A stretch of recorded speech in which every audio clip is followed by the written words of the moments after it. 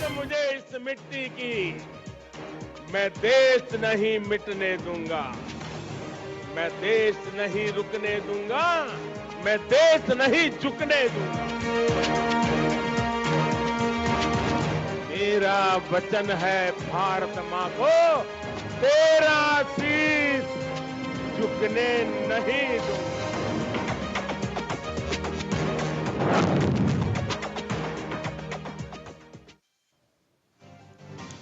प्रधानमंत्री नरेंद्र मोदी के लिए पीछे ये जो शब्द लिखे गए हैं ना कि अटल मोदी, प्रबल मोदी, प्रखर मोदी, शिखर मोदी, जानते हैं क्यों?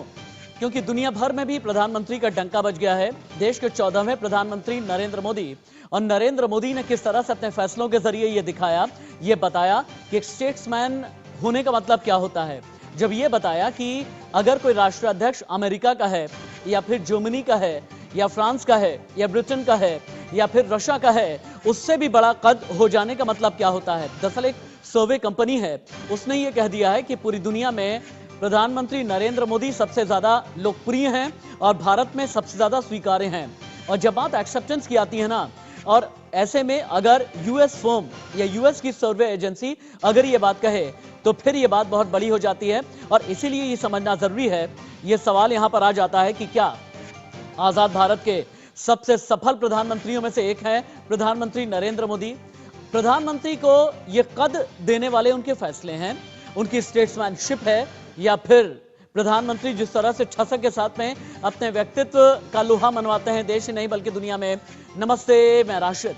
चारों तरफ की तस्वीरें आप देखें, ये 6 साल की तस्वीरें हैं जब प्रधानमंत्री नरेंद्र मोदी भारत से लेकर के 7 समंदर पार तक गए। ये 6 साल की तस्वीरें हैं जब प्रधानमंत्री ने अपना लोहा मनवाया। लेकिन आज की खबर यह है और आज की बहस यह है कि यूएस की सर्वे कंपनी है, नाम है मॉर्निंग कंसल्ट, उसने एक सर्वे किया और सर्वे में प्रधानमंत्री नरेंद्र मोदी को सबसे ज्यादा लोकप्रिय बताया, सबसे ज्यादा स्वीकार्य बताया। और प्रधानमंत्री से पिछड़ने वालों में जानते हैं कौन कौन है? ब्रिटेन के प्रधानमंत्री पिछड़ चुके हैं, जर्मनी की चांसलर एंजेला मर्केल पिछड़ चुकी हैं, यूएस प्रेसिडेंट पिछड़ चुके हैं, रशिया के जो राष्ट्राध्यक्ष हैं वो पिछड़ चुके हैं, इजराइल के राष्ट्राध्यक्ष पिछड़ चुके हैं, और प्रधानमंत्री नरेंद्र मोदी पूरी दुनिया में सबसे आगे हैं। तो ऐसे में सवाल ये उठता है कि प्रधानमंत्री के बड़े फैसलों ने आज देश को अंतर्राष्ट्रीय मंच पर जहां ले जाकर के खड़ा किया है, क्या यही एक वजह है कि प्रधानमंत्री नरेंद्र मोदी आज की तारीख में दुनिया में सबसे सफल प्रधानमंत्रियों में से एक हैं? देश के 14वें प्रधानमंत्री हैं। एक लंबी विरासत है। जवाहरलाल नेहरू, गुलजारी लाल नंदा, लाल बहादुर शास्त्री, इंदिरा गांधी, राजीव गांधी, मनमोहन सिंह, एचडी देवगौड़ा, इंद्र कुमार गुजराल से लेकर के अभी तक।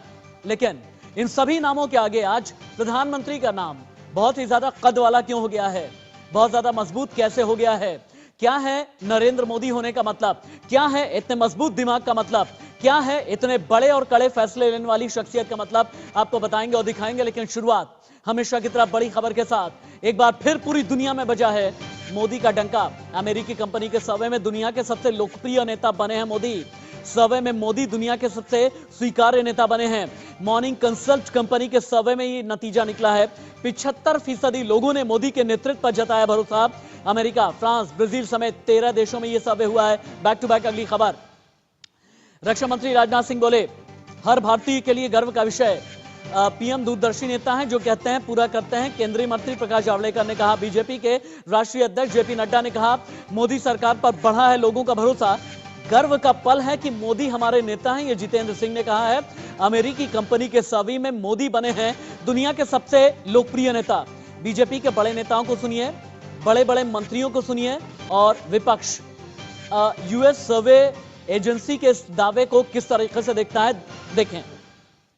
प्रधानमंत्री ने विश्व स्तर पर भी कई सम्मेलनों में न केवल भारत का नेतृत्व किया बल्कि विश्व में एक समानता लाने के लिए और जो छोटे और बड़े का अंतर है उसको दूर करने में सहायता की है। नए नए आविष्कारों में, रक्षा के क्षेत्रों में तमाम प्रकार के नए नए जो आविष्कार हुए हैं। हर क्षेत्र में प्रधानमंत्री, चाहे स्वास्थ्य हो, चाहे रक्षा हो, चाहे शिक्षा हो, प्रत्येक क्षेत्र में प्रधानमंत्री का वर्चस्व रहा है कार्यों में। तो प्रधानमंत्री को ये सहज रूप है, संस्था के द्वारा उन्हें सम्मानित किया गया। मैं समझता हूँ हम सब लोग आह्लादित हैं। अमेरिका की एक प्रख्यात आकलन करने वाली संस्था है, सर्वे करने वाली संस्था है मॉर्निंग कंसल्ट्स। और भारत के लिए गौरव का विषय है कि प्रधानमंत्री नरेंद्र मोदी जी का अप्रूवल रेटिंग सबसे ज्यादा 55% आया है। ये जो है मोदी जी की लोकप्रियता, और सबसे विशेष बात है कि पिछले 6 साल दुनिया के एकमात्र नेता ऐसे हैं जिनकी लोकप्रियता लगातार बरकरार है या बढ़ रही है।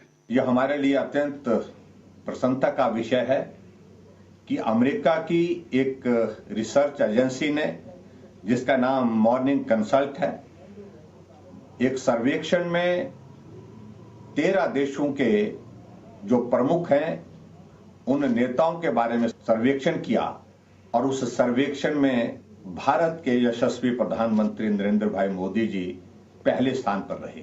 श्री नरेंद्र मोदी जी एक लोकप्रिय नेता के रूप में तो सब लोग जानते ही हैं, और यही एक कारण है लगातार नरेंद्र मोदी जी के नेतृत्व में पूरे भारत में हम हर क्षेत्र में आगे बढ़ते हुए अपनी पहचान बनाने में कामयाब हुए हैं। कई और संस्थाएं भी समय समय पर इस तरह के आंकलन प्रचारित और प्रसारित करती रही हैं। प्रसन्नता की बात है कि भारत के प्रधानमंत्री लोकप्रिय हैं। मुझे बेहद खुशी हुई कि जिस प्रकार का एक यूफोरिया का माहौल एक सेक्शन में बन रहा है, लेकिन अगर कोई एजेंसी आलोचना करे तो यही दृष्टिकोण होना चाहिए। ये नहीं कि ताली बज रही है तो ताली बजाई जाए, लेकिन अगर किसी ने आलोचना कर दी ह्यूमन इंडेक्स को लेकर के, प्रेस फ्रीडम इंडेक्स को लेकर के, तो कहे ना साहब खारिज करो, ह्यूमन राइट्स के बारे में खारिज करो, ये नहीं होना चाहिए। नजरिया एक होना चाहिए।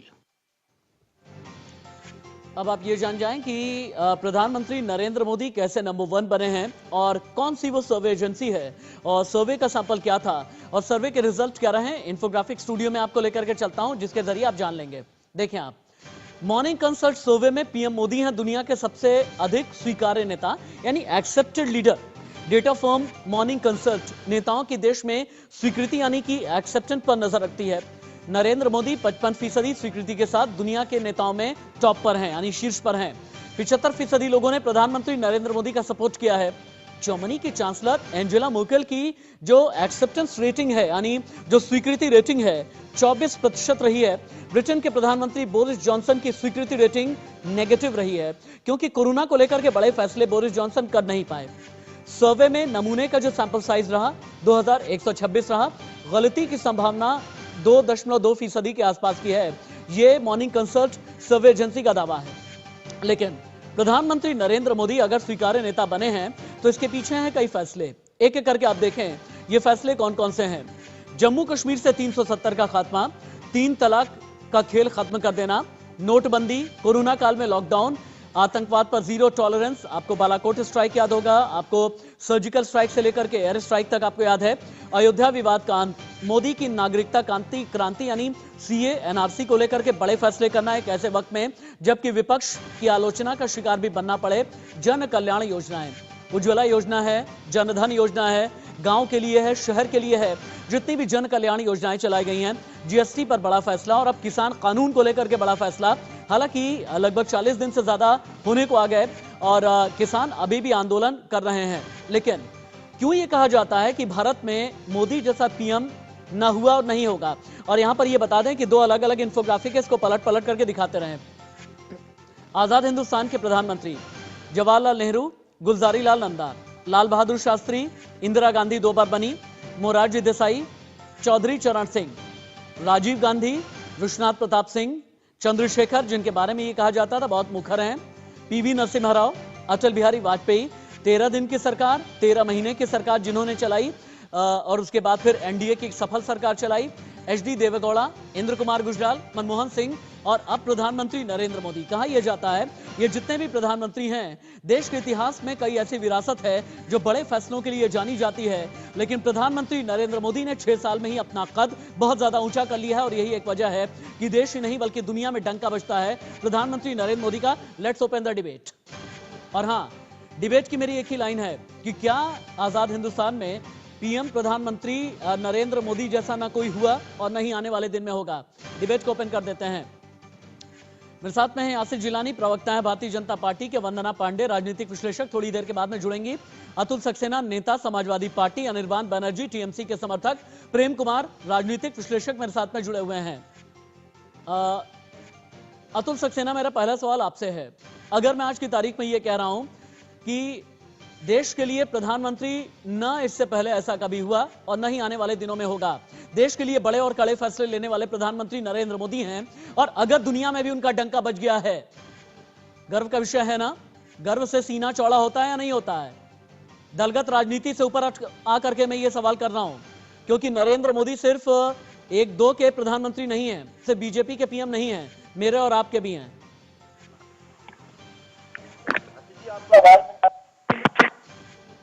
अतुल सक्सेना, सुन पा रहे हैं आप मुझे?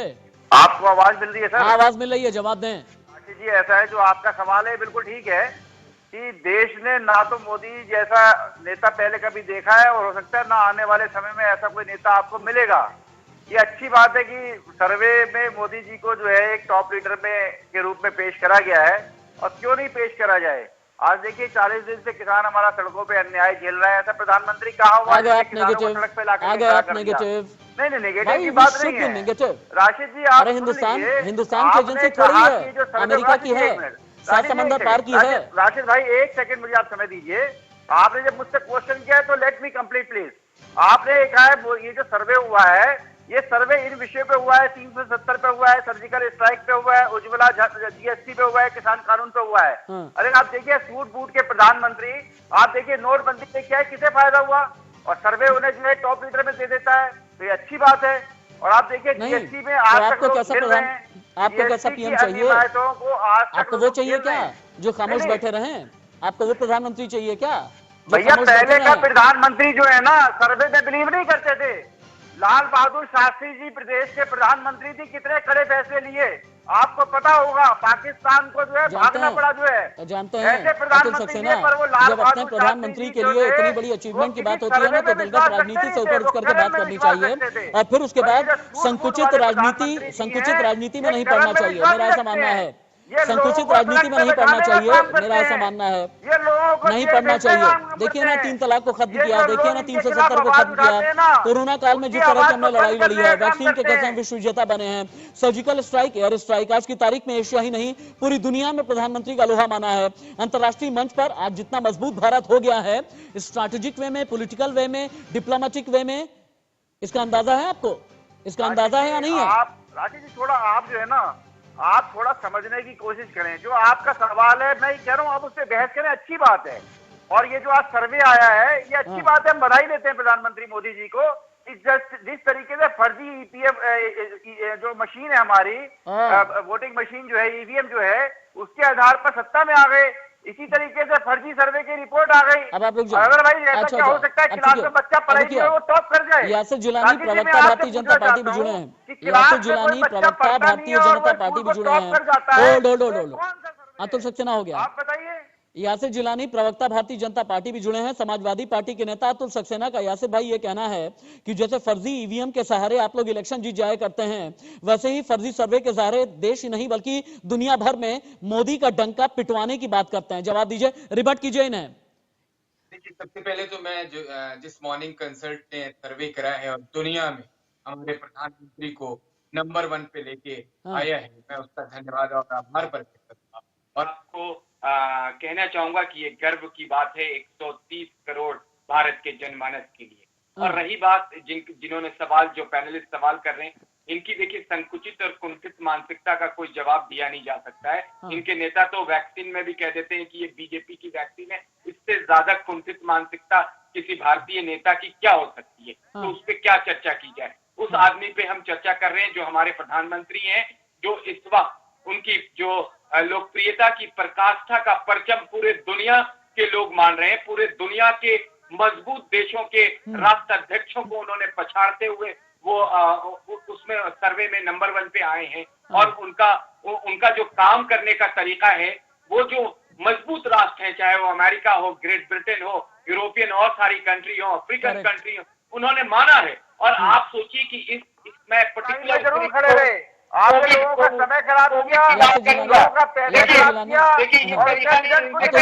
अतुल जी चीख चिल्ला करके डिबेट नहीं होती, मुझे टीआरपी नहीं चाहिए होती।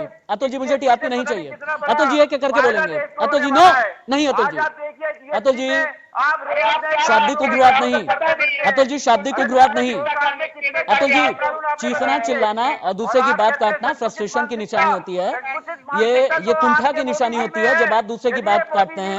यासिर जिलानी बोलेंगे। नहीं होल्ड ऑन, ना नहीं, यासिर जिलानी बोलेंगे।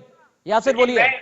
मैं ये कह रहा था कि मैं जो एग्जाम्पल देने जा रहा हूं सिर्फ इस कोविड को लेके जो हमारे प्रधानमंत्री ने दुनिया में मैसेज दिया है, आप यकीन करेंगे कि पोस्ट कोविड के बाद ये इतिहास बनेगा। भारत को लोग एग्जाम्पल के तौर पे दूसरे देश वाले ले रहे हैं कि किस तरीके से इस कोविड जैसी महामारी को हमने अपने सूझबूझ से, हमारी सरकार ने, प्रधानमंत्री के नेतृत्व में सूझबूझ से संभाला है। और जो रिजल्ट रहा है आप देखिए कि पहले दूसरे महीने के बाद ही जो हमारा जो डेथ रेट था उसका रेशियो पूरे दुनिया में सबसे कम कहीं था तो भारत में था। और जिस तरीके से हमने हमारे स्वास्थ्य के तमाम लगे हुए कर्मचारियों को प्रधानमंत्री बार-बार नमन करते हैं। यासिर भाई मैं एक बार शुरुआत में डिबेट ओपन टू ऑल करना चाहता हूं। अनिर्बान को भी लेकर के आते हैं, टीएमसी सपोर्टर हैं अनिर्बान मेरे साथ में जुड़े हुए हैं। अनिर्बान, हमारे प्रधानमंत्री के लिए अगर मॉर्निंग कंसल्ट जो कि यूएस का एक सर्वे फर्म है उसने ये कह दिया है कि पूरी दुनिया में सबसे ज्यादा स्वीकार्य और सबसे ज्यादा लोकप्रिय नेता प्रधानमंत्री नरेंद्र मोदी हैं, तो इसे ममता बनर्जी भी तो बैठ करके नए साल में देख रही होंगी ना। वही ममता बनर्जी जो हर साल प्रधानमंत्री के लिए शॉल भी भेजा करती हैं, वही ममता बनर्जी जिन्हें इस बार असल में मजबूत प्रतिद्वंदी कोई मिल रहा है तो बीजेपी के तौर पर मिल रहा है। और बीजेपी के तौर पर इसलिए मिल रहा है क्योंकि बीजेपी का फेस प्रधानमंत्री नरेंद्र मोदी हैं। वो फेस जो स्वीकार्य है, वो फेस जो कि मजबूत है, वो फेस जिसके बारे में ये कहते हैं स्टेट्समैनशिप की ऐसी पराकाष्ठा है और फैसले लेने वाली एक ऐसी शख्सियत है जो पश्चिम बंगाल ही नहीं पूरे देश को आज तक कभी मिली ही नहीं ऐसी शख्सियत। सबसे पहले सबको सुप्रभात और शुभ नव वर्ष की हार्दिक शुभकामनाएं। तो आप जो कह रहे हैं इसके मुताबिक ये साबित होता है कि नरेंद्र मोदी जी 2021 के पश्चिम बांग्ला का जो चुनाव है वहां पे सीएम कैंडिडेट बनेंगे, यही आपका कहना है। तो वो प्रधानमंत्री तो छोड़कर अगर आना चाहते हैं सीएम कैंडिडेट बन के दिखाए, उसके बाद हम उस पर जवाब देंगे। बीजेपी का अनिर्बान ये कहना है कि they have Galaxy of leadership. CM के तौर पर अभी आप जो बात कह रहे हैं ना ऐसा कुछ भी नहीं, लेकिन बीजेपी के पास गैलेक्सी ऑफ लीडरशिप है, लेकिन ये एक अलग सी बात है। लेकिन ऐसा क्यों है मुझे ये बताएं कि प्रधानमंत्री नरेंद्र मोदी के नाम से ममता बनर्जी को डर लगता है, टीएमसी को डर लगता है, लेफ्ट को डर लगता है, कांग्रेस को डर लगता है पश्चिम बंगाल में, ऐसा क्यों? क्योंकि इसका मैं दो पॉइंट बताऊंगा। पहली बात ये डर इसीलिए लगता है कि जब मोदी जी चीफ मिनिस्टर थे तो दंगे में हजारों लोग मारे गए, जब वो प्राइम मिनिस्टर बन गए फिर से दिल्ली में दंगे में 100 से ज्यादा लोग मर गए, तो इसीलिए हमको डर लगता है। और पश्चिम बंगाल के दंगे में जितने मारे गए उसके लिए कौन सा सीएम जिम्मेदार है ये भी साथ में बताइएगा, अपनी बात आगे बढ़ाएं। पश्चिम बांग्ला में कोई सांप्रदायिक दंगा हुआ नहीं है, ये बीजेपी का फैलाया हुआ झूठ है। पश्चिम बंगाल में तो राजनीतिक दंगा होता है ना, पश्चिम बंगाल में तो राजनीतिक दंगा होता है ना, पश्चिम बंगाल का रक्त चरित्र तो एक अलग तरीके का है ना। ठीक है, फिर से मैं आपको डेटा बताऊंगा। जो पॉलिटिकल वायलेंस की आप बात कर रहे हैं 2015 से लेकर 2019 तक एनसीआरबी का ये डेटा है कि पहला 3 जो स्टेट है पॉलिटिकल वायलेंस में नंबर 1 है झारखंड, नंबर 2 है उत्तर प्रदेश, नंबर 3 है बिहार। और पूरा मेजोरिटी टाइम इस 2015 से 2019 तक ये बीजेपी रूल रहा है। तो ये है असली डेटा, ये प्रोपेगेंडा नहीं है। खैर रहने दीजिए। और तीसरी बात, जो सर्वे कंपनी की आप बात कर रहे हैं, जो अमेरिका की एक सर्वे कंपनी है ना, उसको लेकर बीजेपी बहुत उछल कूद रहा है, बहुत बढ़िया है। इससे पहले यूएसए से निकला हुआ एक बहुत विश्वविख्यात मैगजीन जिसको कहते हैं टाइम मैगजीन, उसमें मोदी जी को कहा गया था डिवाइडर इन चीफ। तब ये लोग कह रहे थे कि विदेशी ताकत है, विदेशी शक्ति है, वो क्या कह रहे हैं उससे हमें क्या मतलब। तो भाई अब जब अच्छा बढ़िया कह रहे हैं तो भी हम कह सकते हैं हमें क्या यहाँ मतलब। पर अनिर्बान ये कहना चाहते हैं कि मीठा मीठा गप कड़वा कड़वा थू। जब टाइम मैगजीन ने ये कहा था कि डिवाइडर इन चीफ, तब उस जमाने में आप लोगों ने ये कहा विदेशी ताकतें हैं। जब अपने पसंद का सर्वे आया तो कहा कि सब बम बम।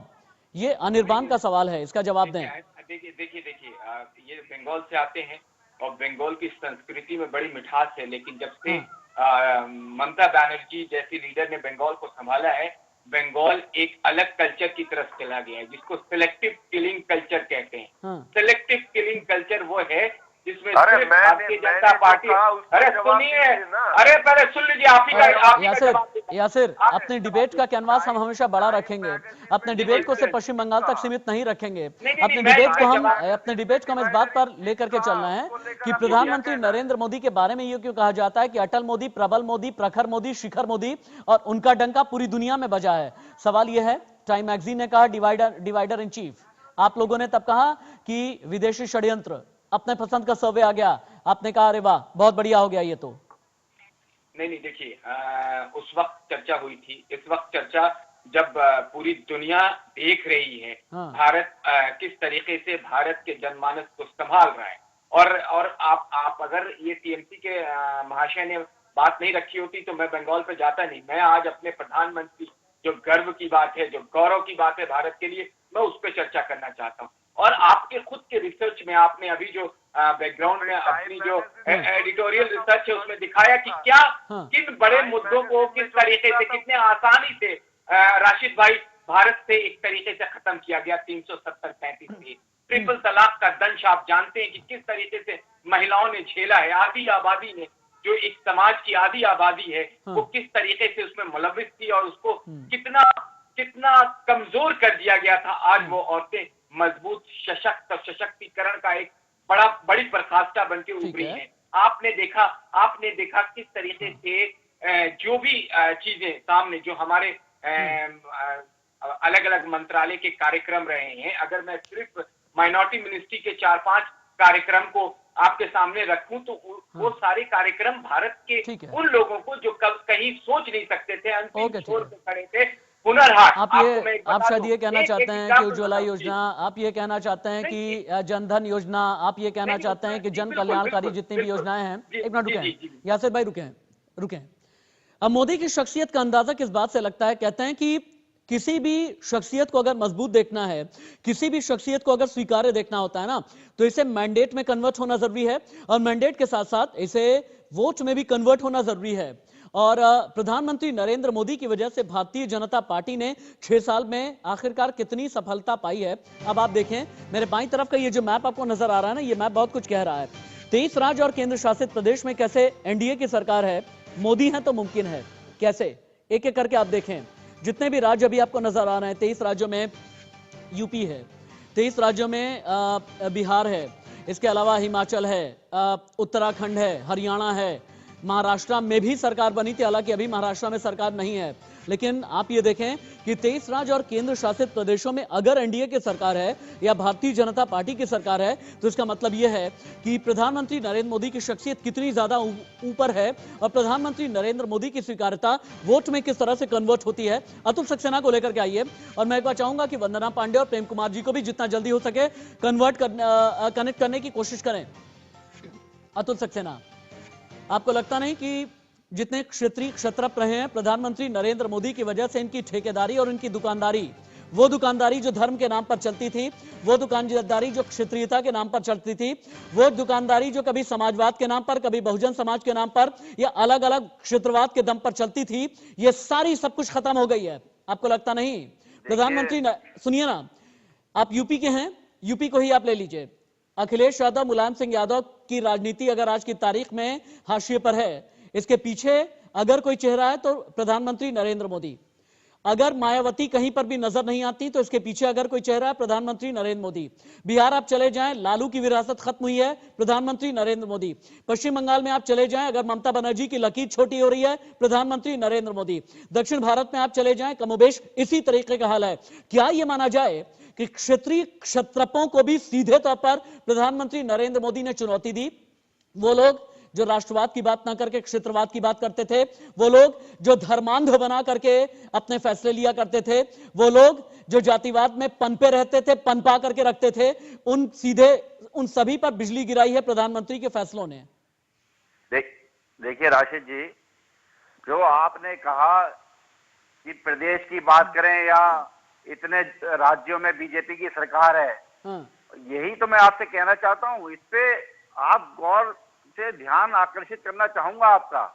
आप ये देखिए कि पिछले 6 सालों में हमारा कोई वर्ग ऐसा नहीं है जो शोषण झेल रहा हो, और कोई आप देखिए 40 दिन से किसान भी सड़कों पे है, रोजगार है नहीं, 2 करोड़ रोजगार देने का वादा किया था वो है नहीं। इसी मानसिकता पर ही सीधे तौर पर चोट करना चाहते हैं प्रधानमंत्री नरेंद्र मोदी। आप कहते हैं वर्ग, ये वर्ग, जाति, धर्म, भेद, वर्ण बंद कीजिए सबको। राशिद जी सुनिए, आपको मजा आएगा, मैं थोड़ा बेस बना ले रहा। आप सुनिए, अब क्या है कि जैसे मोदी जी 19 राज्यों में 20 राज्यों में भाजपा की सरकार है। अब सरकार कब बनती है? सरकार जब बनती है, जनता वोट देती है, मैंडेट देती है, और बीजेपी को मिला। और जब आप ये जानते हैं कि हम और आप जैसे साधारण आदमी या कोई भी पार्टी यदि कोई गलत काम करेगी, लोगों के लिए लाभ का काम नहीं करेगी, लोगों को अन्याय के साथ आगे बढ़ाएगी, तो उसे आगे आने वाले समय में वोट नहीं मिलेगा। अतुल सक्सेना कौन सा गलत काम? एक minute hold. Atul ji ससम्मान hold. Atul ji रुकिए, कौन सा गलत काम सर? जम्मू कश्मीर से 370 खत्म कर देना, 3 तलाक खत्म कर देना, नोटबंदी के तौर पर काले धन पर सीधा वार कर देना, आतंकवाद पर